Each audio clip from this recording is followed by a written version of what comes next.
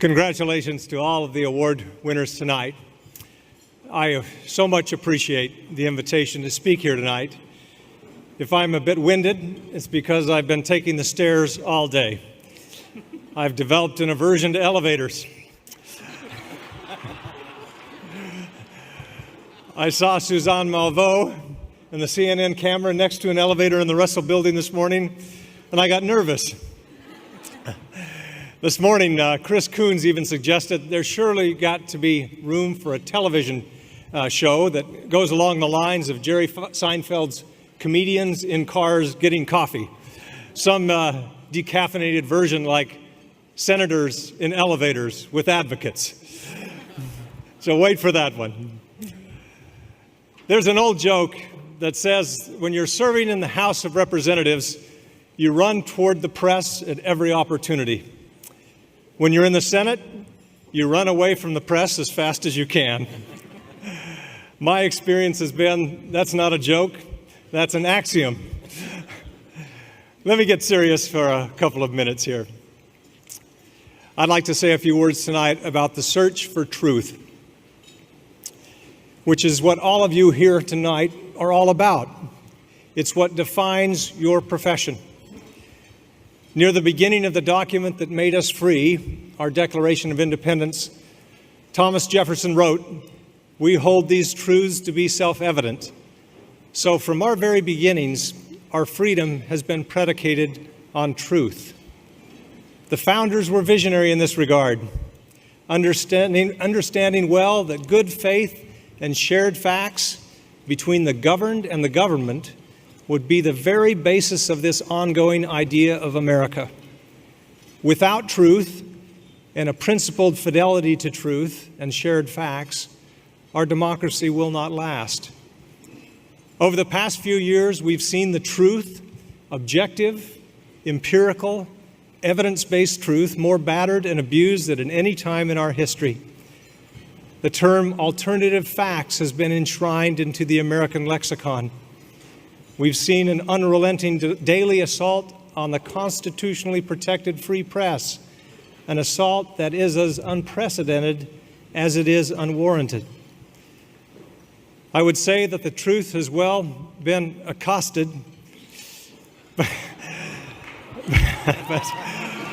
but my kids would call that a dad joke. It seems that some of you agree with my kids. It is said that if you serve long enough in Washington, you'll see just about everything. My 18 years in this town hasn't been all that long, especially compared to politicians like Orrin Hatch, whose retirement party I left early to be here tonight. But I can tell you that I thought I would have to serve a lot longer than Orrin Hatch and still would never hear the President of the United States refer to our free press as the enemy of the people, a phrase that has such an ignoble pedigree. And of course, as those in this room know well, the President has it completely backwards.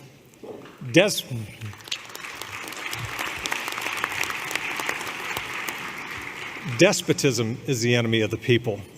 The free press is the despot's enemy, which makes the free press the guardian of democracy.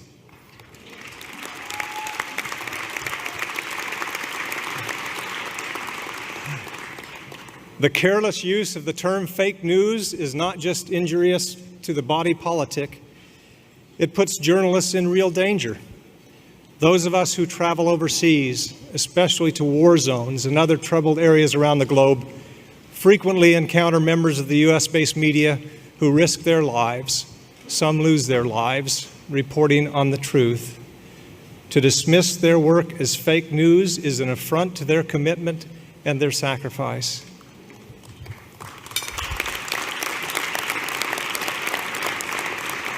But it's more than that. It also lends language to dictators, language used to stifle legitimate dissent and to crack down on journalists in their own countries. The values of free expression and reverence for the free press have been our global hallmark. It is our ability to freely air the truth that keeps our government honest, and it keeps the people free. Between the mighty and the modest, truth is the great leveler. That's why respect for freedom of the press has always been and must always be one of this country's most important exports. And in our country, from the trivial to the truly dangerous, it is the range and regularity of the untruths we now see that should be cause for profound alarm. As George Orwell warned, the further a society drifts from the truth, the more it will hate those who speak it. In America, we do not pay obeisance to the powerful. In fact, we question the powerful most ardently. To do so is our birthright and a requirement of our citizenship. And so, we know well that no matter how powerful, no person, not even the president, will ever have dominion over objective reality.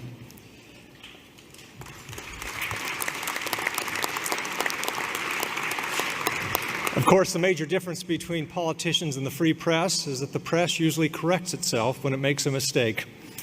We politicians usually don't. Any of those who have spent time in public life have endured news coverage that we felt was jaded or unfair. But in our positions, to employ even idle threats, to use laws or regulations to stifle criticism, or to take away credentials, is corrosive to our democratic institutions. Simply put, it is the press's obligation to uncover the truth about power. It is the people's right to criticize their government, and it is our job as politicians to take it.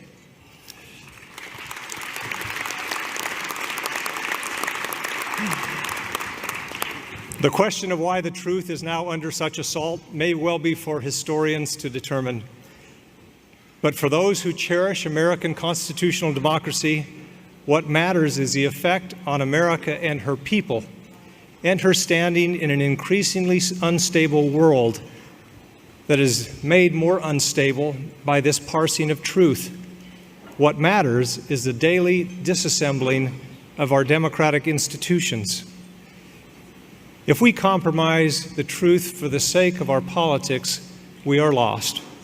That is why the work that you do in this room has never been more important than it is today. Now, if I can address those beyond this room for a moment, to my colleagues whom you will be covering in the next Congress. I'm sure they're watching on C-SPAN. As historian John Meacham in his book, The Soul of America, reassures, he says that history shows that we are frequently vulnerable to fear, bitterness, and strife. The good news, he says, is that we have come through such darkness before. Perhaps, but not with both Twitter and nuclear weapons. And certainly not with such an anomalous presidency as this one. But I take John Meacham's point, and I'm heartened by it. We will get through this. But at the moment, we are in it, and we must face it squarely, because far too much is at stake for us to turn away. A culminating event such as the election of our current president scrambles normal binary notions of politics, and we are all disoriented at the de-alignment. We find that many of the day's biggest issues simply don't break down neatly to familiar ideas of left versus right, but rather more along these lines. Do you believe in democracy or not? Are you faithful to your country or to your party? Are you loyal to the law and the Constitution or a man? Do you reflexively ascribe the worst motives to your opponents, but somehow deny, excuse, or endorse every repulsive thing that your compatriot says, does, or tweets? Those questions have sent some of us wandering into the political wilderness. Fortunately, I'm no stranger to the wilderness. Now, in fact, during one congressional recess, I spent a week alone, voluntarily marooned on a tiny island called Jabinwad, a remote spit of sand and coconut trees in the Central Pacific, about 7,000 miles from Washington. I'm not joking here. Determined to test my survival skills, I brought no food or water, relying only on what I could catch or collect. That, it turned out, was the easier part. More difficult was dealing with the stultifying loneliness that set in on the first night and never left me. By day 3, for companionship, I began to mark the hermit crabs that wandered through my camp endlessly. I marked them with a number just to see if they would reoccur. By the end of the week, I had 126 numbered friends. I still miss number 72. I was not so fond of number 12, who pinched my big toe. Now, I wouldn't recommend such drastic measures for my colleagues to measure their independence. But I hope that should they be asked to go along with policies that they cannot abide or condone behavior that simply should not be condoned, that they would eschew the comfort and security of the tribe and set out into the wilderness rather than compromise their conscience.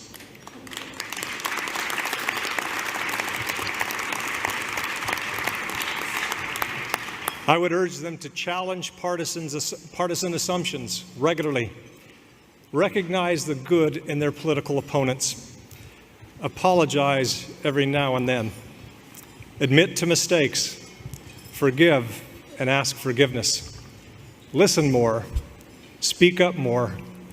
Partisan politics sometimes keeps us quiet when we should speak out. A prominent strain of my political party has traditionally claimed an instinctive mistrust of concentrated power. And when the White House has, from time to time, been occupied by the other party, these stalwarts of small government and constitutional principle have been eagle-eyed and in a full throat rushing to your cameras to defend against grave threats to the institutions of American liberty posed by the Democrats. Where are these guardians of liberty? One could fairly ask, when the objective reality itself is commandeered by a president of their own party. Crickets, as the kids sometimes say. I would tell my colleagues, if you find yourself in a herd, crane your neck, look back there, check out your brand, see if it really suits you. From personal experience, I can say that it's never too late to leave the herd. When you peel off from the herd, your equilibrium returns. Food tastes better. You sleep well. Your mind is your own again. You cease being captive to some bad impulses and even worse ideas. It can strain relationships, to be sure. And you can find yourself eating alone in the Senate dining room every now and then. But that's okay. To revise and extend a remark the president himself might recognize, I like people whose minds weren't captured. How I miss John McCain.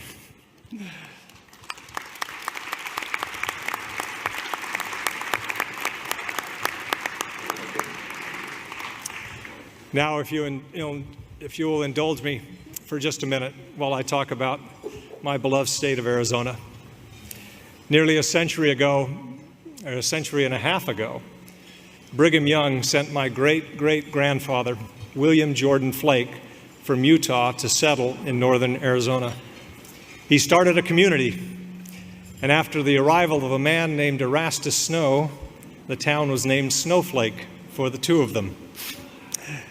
It was in this small community that I was raised, on a ranch with 10 brothers and sisters, and 69 first cousins on my father's side alone. If you're wondering how a flake can get elected, well, now you know. I just wish I had more cousins in New Hampshire.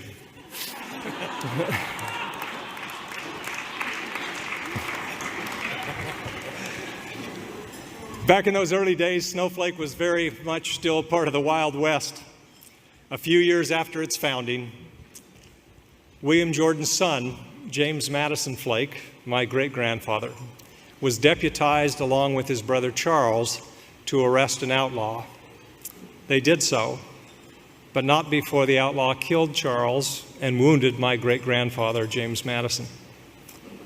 James Madison Flake pitched in to help raise his brother's 4 children, and within 3 years, he lost his own wife to illness, leaving him to raise his 9 kids alone. He wrote in his journal, "Once again, I must kiss the sod and face a cloudy future." That phrase sticks with me whenever I have my elevator moments, or whenever Manu Raju jumps from behind the Russell trolley to pepper me with gotcha questions.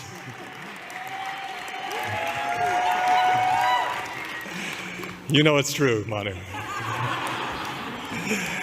I guess I have still pretty good. In the ensuing years, James Madison Flake went on to honor his wife's memory by traveling and crisscrossing the state of Arizona and as far away as Colorado to promote women's suffrage. I have to think that this week, more than a century later, James Madison Flake would be as proud as his great-grandson that Arizona has elected its first female senator.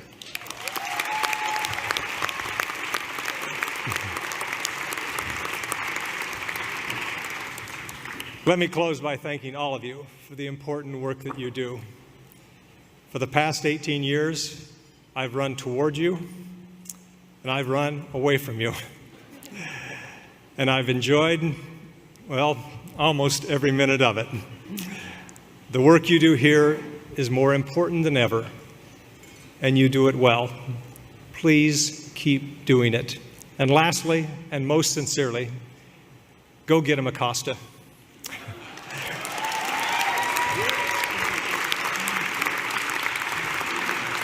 Do not back down. Thank you for having me here tonight.